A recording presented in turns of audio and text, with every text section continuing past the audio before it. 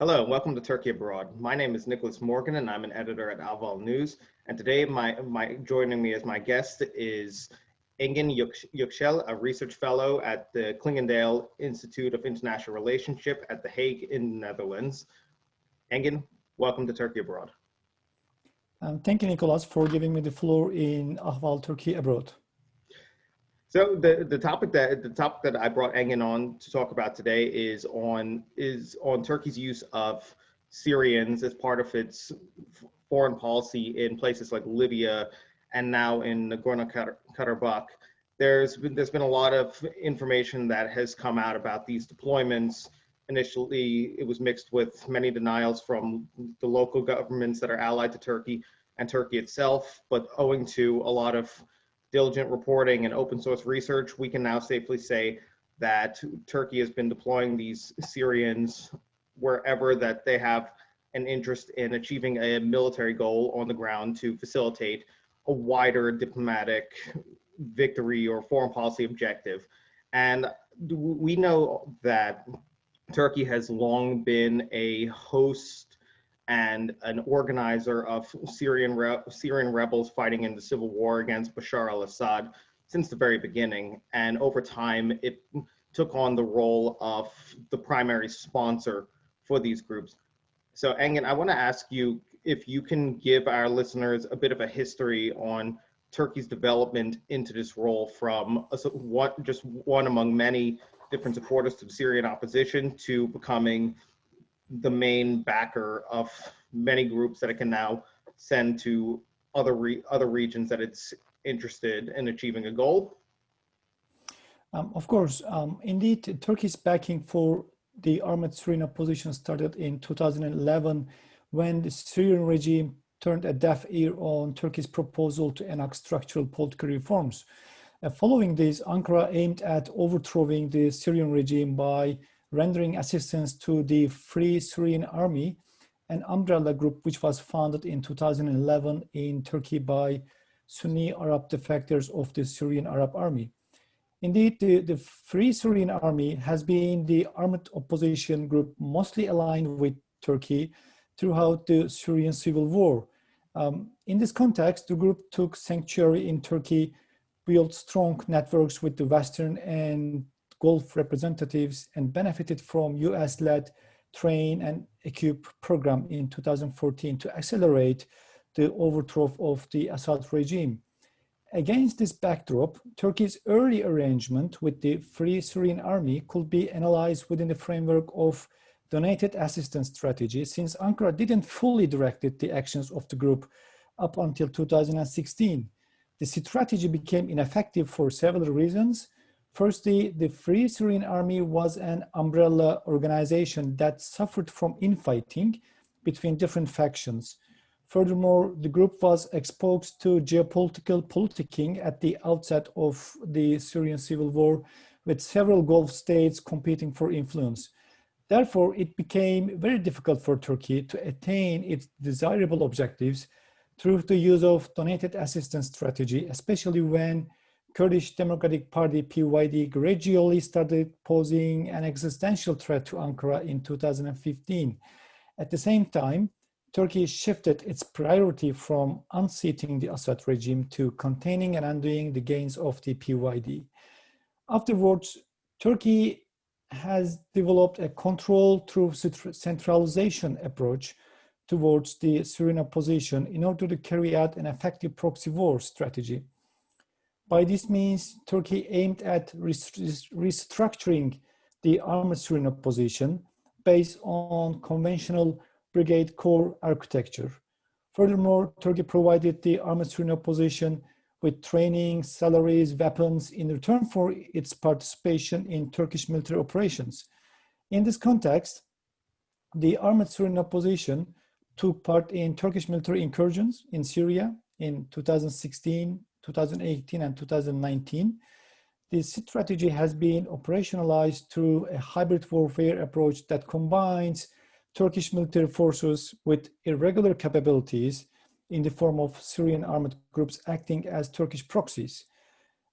This approach has been relatively effective in carving out substantial areas of Turkish influence and control along the Turkish-Syrian border, and in disrupting the emergence of a continuous area controlled by the PYD-led Syrian Kurds.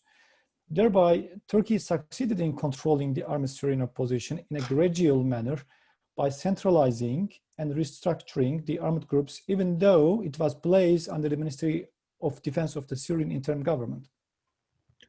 So one of the common labels that is often slapped onto the Syrian fighters is that they are jihadists. We've seen the accusation against them come when they deployed in Libya to fight against General Haftar, and then the Armenian government has described them as such now in Nagorno-Karabakh. And I feel that a lot of this association with that label comes from the fact that you had factions such as the Al-Nusra Front, which is then split into, Hayat Tahrir al-Sham, and other groups that are openly embracing some of this jihadist ideology. But then you also have a number of these other factions within the Syrian National Army that are less jihadist, and they have a number of other sort of motivations. So I want to ask if you can also now tell us a little more about these ideologies or motivations behind Syria, the Syrians that are fighting for Turkey now. Yes, indeed, as you suggested, the armed Syrian opposition does not represent a monolithic entity, since it has been subjected to a constant process of fragmentation since the early stages of the Syrian civil war. Actually, the armed Syrian opposition can be categorized in three main clusters, namely secular revolutionary groups, nationalist Islamist groups, and Salafi jihadist groups, considering their ideological differences. The secular revolutionary category of the armed Syrian opposition contains groups that do not have an overt religious agenda and that were formed during the revolution against the Assad regime. This category includes Turkmen proxy groups represented by the Syrian Turkmen Assembly based in northwest Syria. The second category of the Syrian armed opposition includes nationalist Islamists groups. They have also become known as moderate Islamists and now are located in the Idlib province of Syria. While nationalist Islamist groups officially sought to establish a Syrian Islamic State in which governance was supervised by religious scholars and based on Sharia law, it distanced itself from the Salafi jihadi doctrine. The result was a Syrian-focused nationalistic agenda with religious but not radical extremist overtones. Thanks to the Gulf and the Turkish support, these groups arguably became more effective in Syria from 2015 onwards. In October 2019, just 5 days ahead of Turkey's military incursion called Peace Spring, Turkey succeeded in merging nationalist Islamists with secular revolutionary groups and formed the Syrian National Army. Since then, the Syrian National Army has become the dominant core of the Turkish proxy architecture in Syria. Regarding Salafists, this is a third category. The third category of armed Syrian opposition constitutes the Salafi jihadist groups. This category is limited to the Islamic State and Hayat Tahrir al-Sham, a former Al-Qaeda affiliate who controlled the Idlib province of Syria. Hayat Tahrir al-Sham rejected to associate itself with Turkish-backed proxy architecture. The group also limits its collaboration with Turkish-backed proxies when the Syrian regime unleashes a major offensive. Thus, we can say that the group ensures some sort of independence in Idlib. In return, Turkey has developed a cautious divide and rule approach toward the group. Since then, Ankara has managed to ensure a covert cooperation with the pragmatist wing of the Hayat Tahrir al-Sham. On the other hand, the more extreme wing of the group, called Tanzim Huras al-Din, has continued to criticize the group breaking up from Al-Qaeda discourse and its collaboration with Turkey. Even though Turkey seeks to merge the pragmatic wing of the group with its proxy architecture in Syria, namely Syrian National Army, until now, the group has managed to ensure its independence in Idlib. And it sounds to me that this is the strategy that Turkey has been relying on consistently at Idlib to uphold the conditions of its agreements with Russia, because Russia is another one who frequently uses the label of jihadists or terrorists whenever it is whenever it is in the opening stages of a new campaign in Idlib. It's always preceded by this rhetoric that these groups are still there and that Turkey is not doing enough to get rid of them. In the beginning, it seemed that they were primarily speaking about, Nusra Front, and then it began to develop, of course, into Haras al-Din. And do you see how do you see Turkey's strategy in Idlib using these groups? Do you think it's been successful in upholding those agreements with Russia, or do you think that Russia and the regime will always use just their existence and justify them as terrorists to launch new operations in Idlib? Yes, Idlib, the Turkish policy towards Idlib is very complicated issue due to the presence of Hayat Tahrir al-Sham and also the Tanzim Huras al-Din. And Turkish policy from the beginning not to confront with this group and adopt a divide and rule approach to find a ways to collaborate with the pragmatic wing and merge it with the Syrian National Army. On the other hand, the presence of Hayat Tahrir al-Sham, which is recognized by Russia and US as a terrorist organization, gives the Russia and Syrian regime a perfect pretext to launch its military operations in Syria. So, however, despite the presence of a ceasefire at the moment, since March 2020, the radical elements of the Hayat Tahrir al-Sham and as well as the Syrian regime starts doing daily clashes against each other, which endangers the presence of ceasefire in the region. Rewinding a little bit to the motivation factor, we talk now about the motivations and ideologies of the groups themselves, but what is it that motivates them to then serve as Turkey's proxies, like when they're recruited and then later deployed to places like Libya or Nagorno-Karabakh? Commonly, it's usually portrayed as economic desperation, essentially, and that's led to them to adopt another label, of course, and that's as mercenaries. It's out of they're seen as jihadists, or they're seen as mercenaries. But what to you is the best answer for their motivations to be shipped abroad, further away from Syria, to go fight in these places for Turkey? I think the material motivations plays a vital role for Syrians to accept Turkish offer to fight in Libya and now in Azerbaijan. The Syrian National Army fighters live in a narrow stretch of land along the Turkish-Syrian border where Turkey has effective control.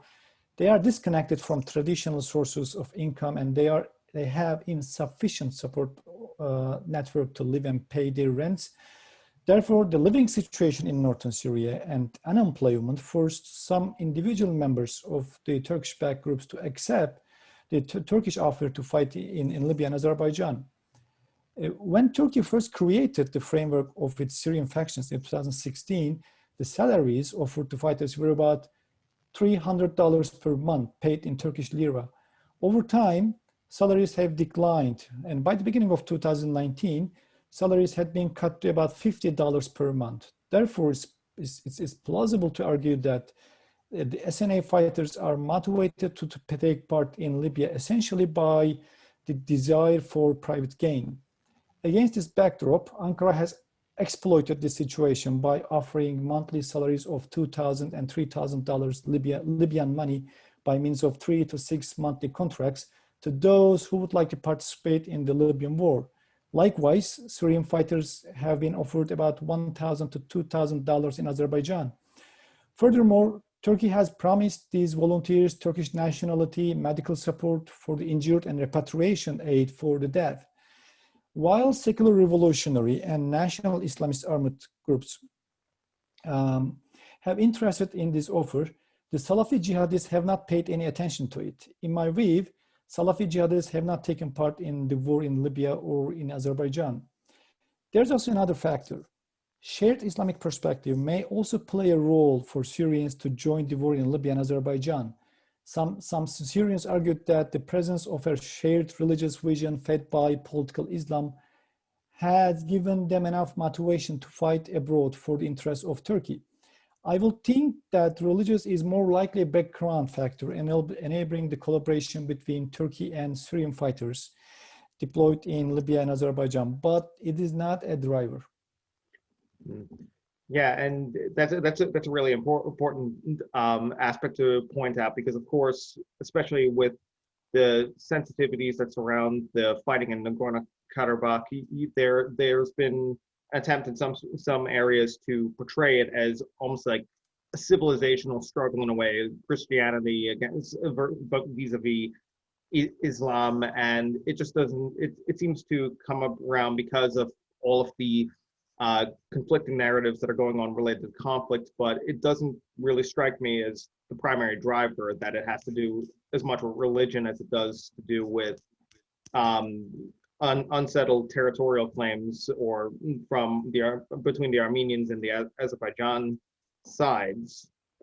And I want to touch on Nagorno-Karabakh. I want to ask you something, and it's one of the criticisms to the initial assumption that Turkey was sending soldiers from Syria to go fight in whether it was Nagorno-Karabakh or Libya beforehand was questioned about their military effectiveness by many analysts. They were suggesting that in Libya's case, they would be primarily used as, say, cannon fodder. They were questioning the military utility of sending these forces there in the first place. Then, of course, these questions came back when they were identified in Azerbaijan, because, of course, Baku has a very large and modern army, that the question of why these fighters would be needed or sent there in the first place was an open question.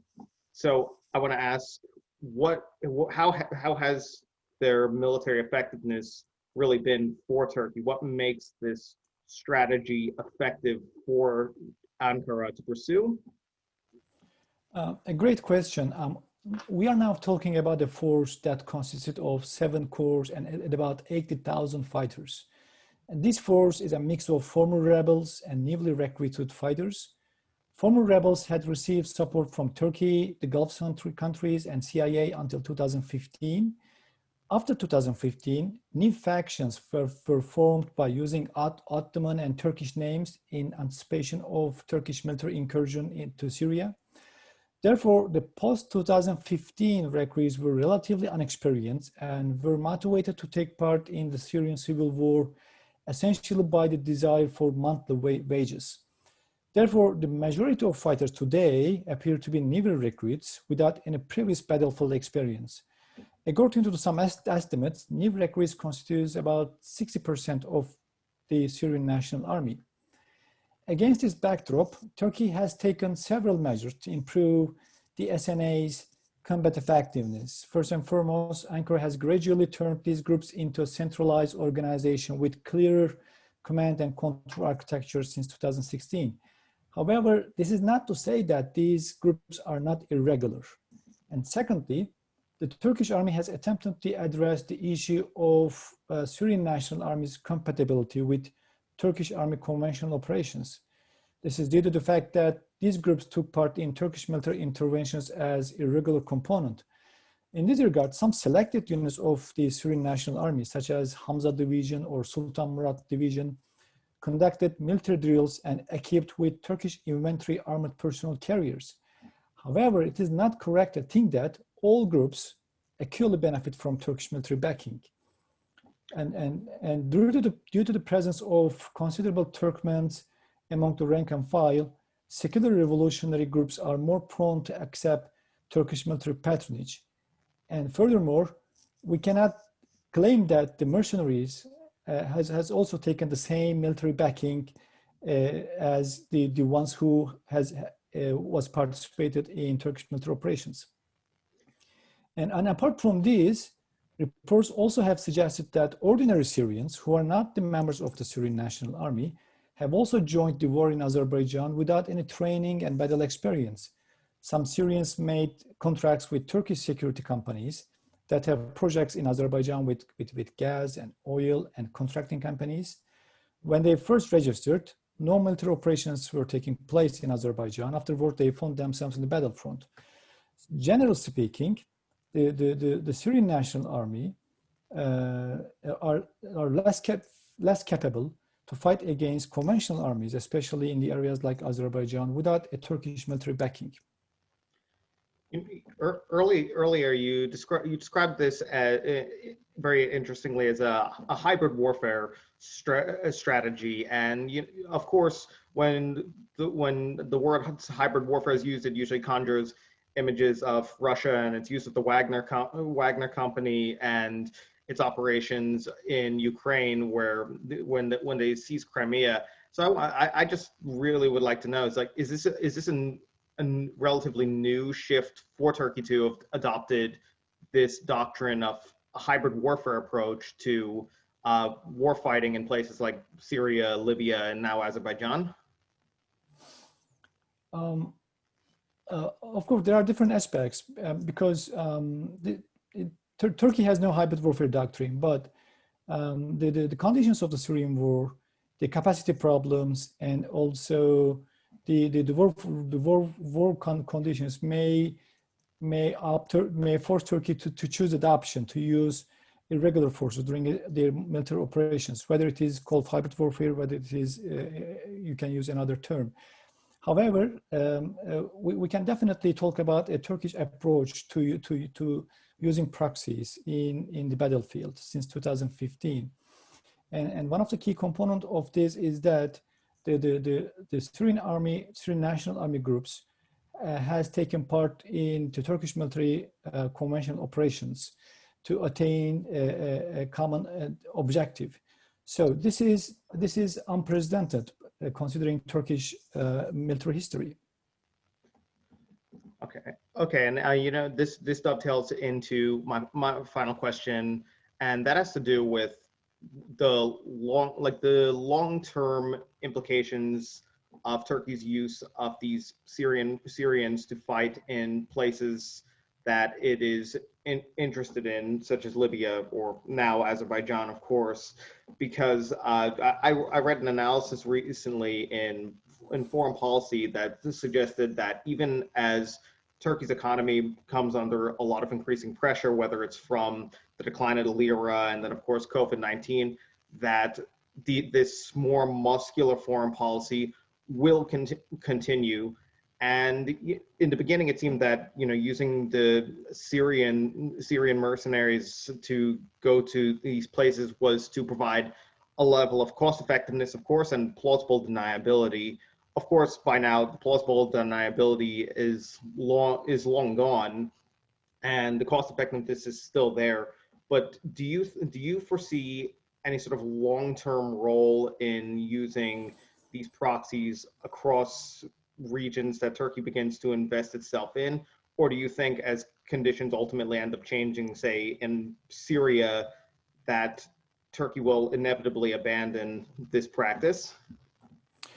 I think Ankara has a strategy which seeks to make use of the Syrian armed opposition to attain its foreign policy objectives in its near abroad. Turkish-backed armed groups plays an important role for Turkey while it attempts to control events in its near and far abroad. And this strategy seeks to utilize these groups as the irregular element in realization of Turkey's safe zone policy in northern Syria. Turkish-backed armed groups help create 3 semi-autonomous Turkish protectorates in northern Syria against the backdrop of undoing and containing the gains of the PYD.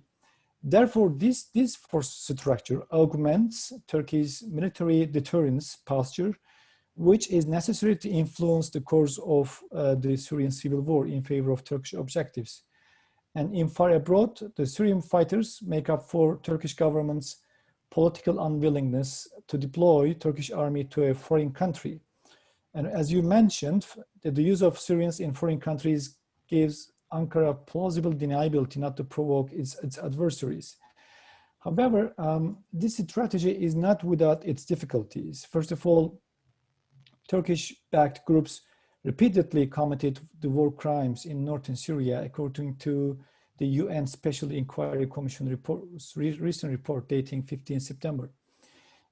Even more importantly, the report further suggests that the Turkish army has failed to intervene in human rights abuses and may have violated Turkey's obligations to ensure the public order and safety in the areas under effective Turkish control. This report indicates that the policy of ensuring public order and safety in northern Syria through the Turkish-backed Syrian National Army is challenging and unsustainable. Secondly, the use of mercenaries in an armed conflict is prohibited by the United Nations. According to the UN 2001 Convention, state parties shall not recruit, use, finance, and train mercenaries in an armed conflict. Turkey and the majority of the world's countries are not signatory to the convention. However, this shall not give the states full impunity from misery and death induced by the use of mercenaries. And Yakshel, it's been a pleasure to have you, and I really appreciate your time. I definitely hope that you rejoin me on Turkey Abroad in the future. Thank you so much. My name is Nicholas Morgan, and this is Turkey Abroad.